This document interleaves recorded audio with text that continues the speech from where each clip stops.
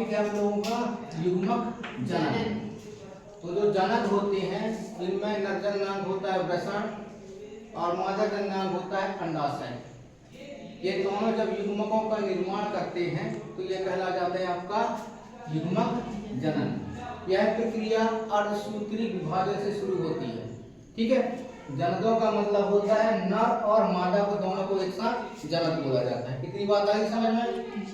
ये दो प्रकार का होता है। पहला प्रकार है आपका शुक्राणु जनन, जिसको स्पर्मेटोसाइट भी कहा जाता है, और दूसरा होता है अंडाणु जनन, जिसको गेमेटोसाइट भी कहा जाता है। ठीक है, तो ये होता है जब नर में अर्धसूत्री विभाजन द्वारा नर युग्मक का निर्माण होता है तो वो कहला जाता है आपका शुक्राणु जनन। ठीक है, और उसी प्रकार मादा में अर्धसूत्री विभाजन द्वारा मादा युग्मक का निर्माण होता है तो वो कहला जाता है आपका अंडाणु जनन। ठीक है, आज हम देखेंगे किसको? शुक्राणु जनन को। तो शुक्राणु जनन जो होता है यह दो चरणों में पूर्ण होता है। पहला चरण है आपका स्पर्मेटिड का निर्माण होता है और दूसरा होता है स्पर्मेटिड का कायांतरण। ठीक है, जो स्पर्मेटिड का निर्माण होता है यह भी तीन अवस्थाओं में पूर्ण होता है। जो पहली अवस्था है आपकी गुणन अवस्था, दूसरी अवस्था है आपकी वृद्धि अवस्था और तीसरी अवस्था है आपकी परिपक्वन अवस्था। अब इसको अपन डायग्राम के माध्यम से देखते हैं। ठीक है, जनन कोशिकाएं होती हैं, प्राथमिक जनन कोशिकाएं जो कि द्विगुणित होती हैं।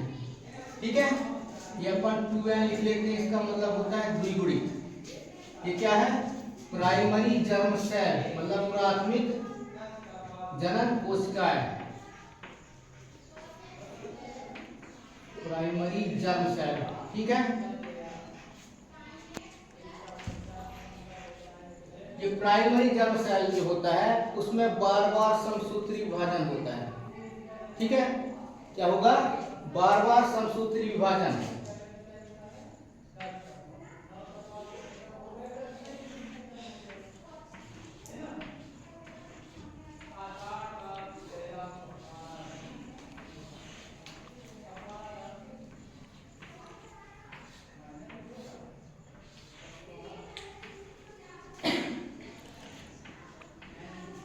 क्योंकि आप जानते हो समसूत्री विभाजन हो रहा है तो गुणसूत्रों की संख्या जन्मों के समान होगी, इसलिए यहाँ पे 2n है तो ये भी 2n है। और ये विभाजित होकर क्या बनाती हैं?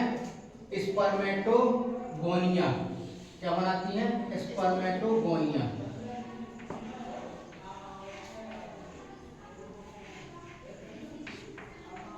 तो अपन जो पहली अवस्था है गुणन अवस्था, इसमें हम यही बताएंगे कि प्राइमरी जर्म सेल या जो है प्राथमिक जनन कोशिकाएं होती हैं बार बार समसूत्री विभाजन करती हैं और क्या होती है? स्पर्मेटोगोनिया का निर्माण करती है।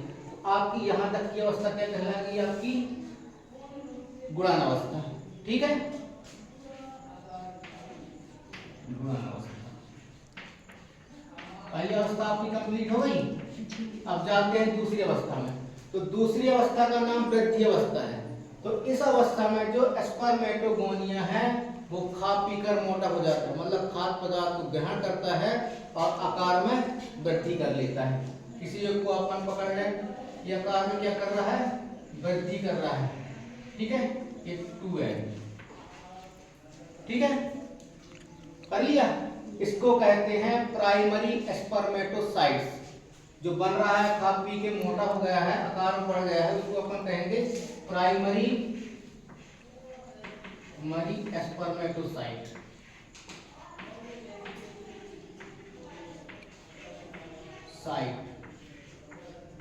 ठीक है, या प्राथमिक स्पर्मेटोसाइट। ठीक है, अब आती है तीसरी अवस्था, ये ही कहलाएगी आपकी क्या? वृद्धि अवस्था। ठीक है, आ रही है बात समझ में? जो होती है परिपक्वन अवस्था। परिपक्वन अवस्था में जो होता है दो बार होता है परिपक्वन अवस्था में। ठीक है, पहले परिपक्वन में यह जो होता है प्राइमरी स्पर्मेटोसाइट अर्धसूत्री विभाजन करेगा और अगुणित कोशिका का निर्माण करेगी। यहाँ 2n है, मतलब क्या हो जाएगा? n, अगुणित। ठीक है, तो यह हमने आपको विभाजित कर दिया। कौन सा विभाजन हो रहा है, ध्यान रखना, अर्धसूत्री, इसलिए गुणसूत्र की संख्या क्या हो गई, आधी हो गई। और ये कहला जाता है आपका सेकेंडरी स्पर्मेटोसाइट।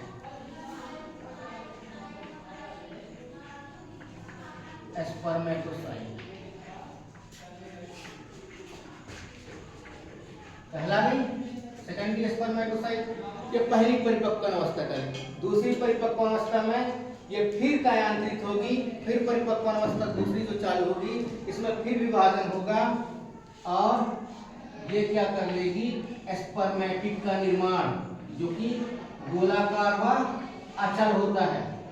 ठीक है, गोलाकार व अचल होता है, ये कहला जाएगा आपका स्पर्मेटिड।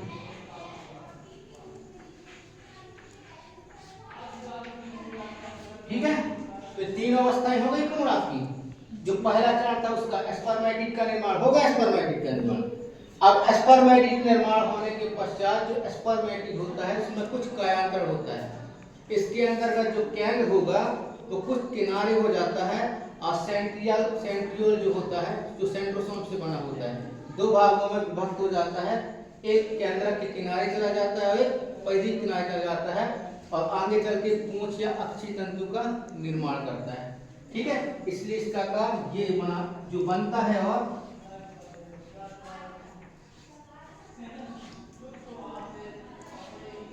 ये कहला जाता है आपका स्पर्म, मतलब जिसको आप बोलते हो शुक्राणु। हो गया शुक्राणु का निर्माण, तो ये हो गया आपका क्या, शुक्राणु जन्म।